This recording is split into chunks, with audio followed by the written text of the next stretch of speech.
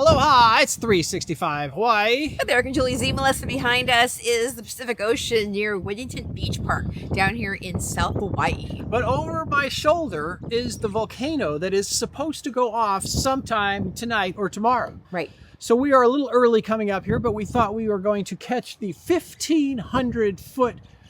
He is like totally making that up. We do not know he's going to get to 1,500. I think the record right now is closer to 12. But our friend who is a volcanologist who's been watching the tilt said this one should be record breaking. So in that, we had FOMO for the last 6 months of watching these things get bigger and bigger and bigger. So this time we are packed, ready to go. We are heading to Volcanoes National Park before the bubbling starts because we found that if you wait, you get in line with 2 miles of other people trying to see the same thing. So we are going to go and get there and not come back until we get some footage for you. Yeah. So we got a sleeping bag. We have no reservations to sleep at the park, but we never know what's going to happen. That's what makes this an adventure. So let's make it happen and let's go see if we can see some lava.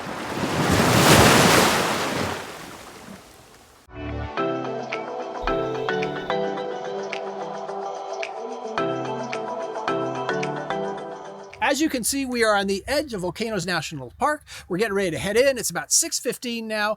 And the big question is, what time is the lava going to start founting? And I'm not talking about just a little bit. We're talking about, the big plumes of lava that are going to come everywhere. What do you guys think? But you guys are already ahead because if you've actually probably seen it in the news, it's not the same. But if you haven't, go ahead, let me time. I think 11:30, maybe it'll be 3, maybe it'll 2 in the morning, maybe it'll 6 in the morning. I don't know. But let's go find out and see what we can see.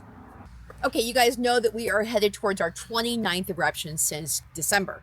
And these last few ones have gone like 1,000, 1,300 feet in the air.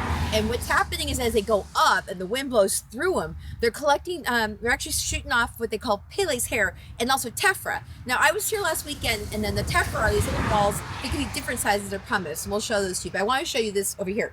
This is called Pele's hair, and basically Pele's hair is by the time the wind blows through it, it turns into almost like gossamers of glass. And then what they do is they stick all over the ground. So when you look down, you think, was there a cat here? Because it looks like there's cat hair all over this lava. But if you pick it up, you can see these are, like, you guys, these are literally shards of like little hairs of glass. And so if you do come to the Volcanoes National Park, this is like right next to that sign, why is Volcanoes National Park? You can come here and you can actually see all the hair on the stone. And like I said, when I was on a path out here, Tephra pebbles are everywhere, and they say that eruption also blew some of that stuff out onto the highway. So let's see what happens with today's or tonight's or tomorrow's eruption while we're here to see if the wind will do the same thing. Okay, so here we are in the freezing cold of 60 degrees. I got my little puppy on. So we are at the very end of basically the road, which is basically Jaggar Museum. And we noticed that they basically cut this whole area off. And what we were thinking is the fact that when the wind was coming up during these eruptions, that it was blowing probably Pele's hair and Tephra all over this area. So they closed it off. So we're going to go out to the old Jaggar Museum lookout, show you guys around.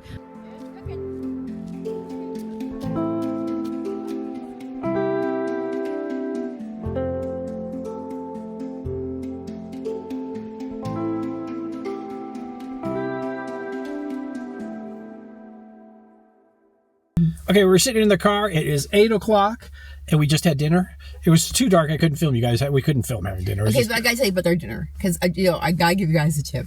That Eric and I drove to the KTA on the way through Captain Cook, and we stopped and we got bowls, like warm bowls of food, and so we were able to take them here, and then we walked out to the edge of the caldera in an overlook space, pulled out our beach chairs, and sat there and ate our dinner, watching the stars come out and waiting for the eruption. We don't go on date night very often. This is our date night. So it was dark though. That was the thing. Well, and then it got dark and Eric came in here, so now we're still waiting. And I'll tell you guys, there's an air of anticipation. The excitement is growing, and there are people out. There's people out here. We ran into a photographer that's doing what we're doing. He basically brought his SUV, and he's got his pillow and his blanket in the back, and was waiting for duration to happen because we're all sitting here all night long waiting for it. It's just a matter of wait. All right, 8 o'clock now.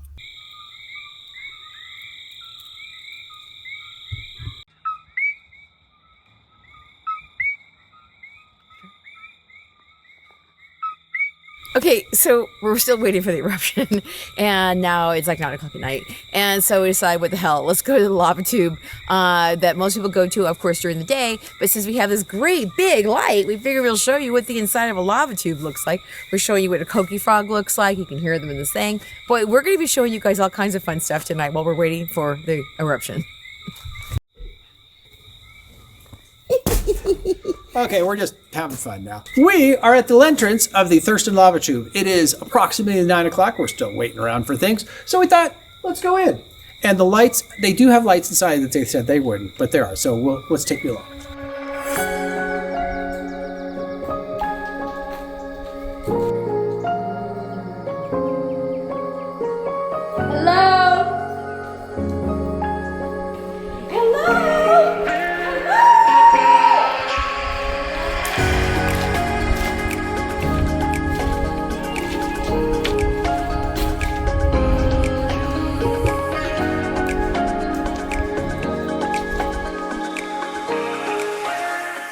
It's 4 a.m. It's hard to sleep in a damn car. And of course, everybody else is out and about kind of getting up. And you know that it's starting to get close when you start hearing cars moving and people getting up. And the spattering has begun. So we figure by 8 o'clock, there should be a big fat fountain for you guys. Okay, it is 6 o'clock in the morning. We did get a little more shut-eye than a lot of people thought we should. They probably got up at 3 o'clock this morning. But we have some friends coming. They've already realized that all the parking is full. And they said that the highway already has hundreds of cars coming. So I gotta tell you guys, these webcams, people monitor these now because the eruptions keep coming so quickly that they don't wait for the alert anymore from the USGS. They're just watching the webcams, and all of a sudden you start seeing the spatter and you're moving. So that's what we did. So we're gonna head up here and let's hope to see the fountaining. It's starting. It kind of sounds like a jet engine roaring. At night you get a chance to see the glow, but since we're in the day, there's no glow, but you can still hear that jet engine going. It's right over there. That's where it is. Yep, we saw a glimpse of it. It's really exciting. You guys, with all these people, it's like trying to get to a rock concert. The music just started. Go!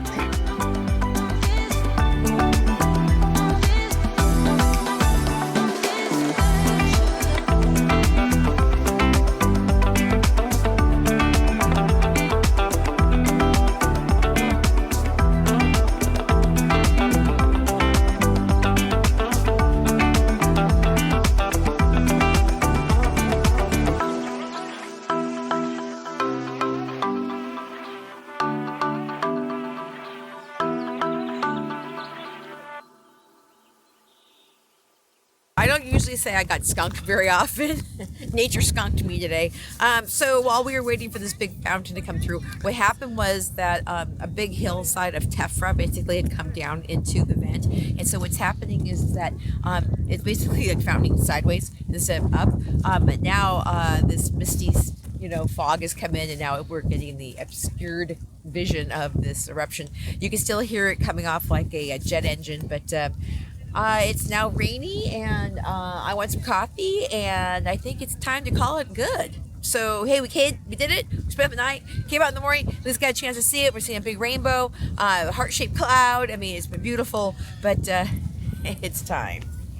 Sometimes you plan and you get everything ready and you sleep in your car and you drive early and you do this whole thing of getting ready to make it all perfect so you don't have any people and you got the best. And this is going to be the best lava video ever, and then Mother Nature throws a big fat curveball and you fail miserably. Yeah. You know what though? Okay, you guys, when we were in Canada, if you guys saw our other one, I was crying because I had spent a fortune on one night at the Fairmont and it was raining, and the next morning we woke up to a complete whiteout condition and we were supposed to go canoeing on the lake. And you know what? We went canoeing anyway, and the Canadians had said, no matter what the weather is, there's always beauty. Okay, with Eric, when we were down there, sure, yeah, the clouds are coming in, but we got that incredible rainbow, and we got like beautiful, like little puffs of heart-shaped smoke coming off the caldera. So you look for the beauty even when the expectations that you had do not show up.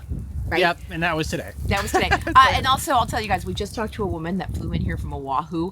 And we were driving away from where we had parked at Desolation Trail, and so many people.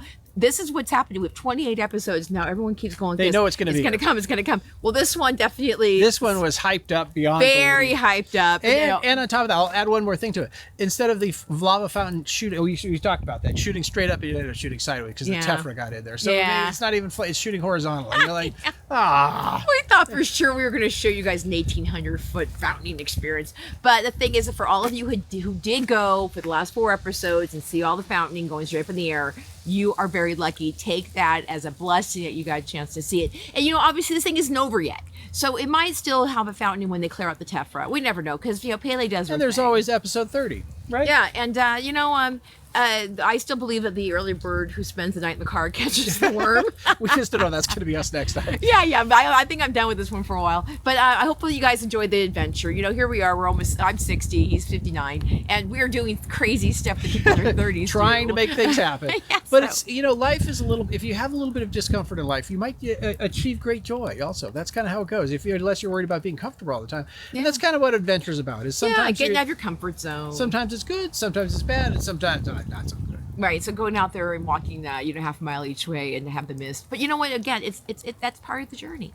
So now we're gonna go meet our friends over for some coffee in Kilauea. But you guys, hopefully you've enjoyed it for the level of what we've been giving to you. Hey, you saw a coqui frog in real life. And we'll see you guys on the next round. And if you guys want more adventures, please subscribe. Right? Yep. And we'll ring the bell. And also, if you want to know more information about what we do and how we can help people become better citizens on the island, go to 365hawaiire.com. And with that, we say aloha.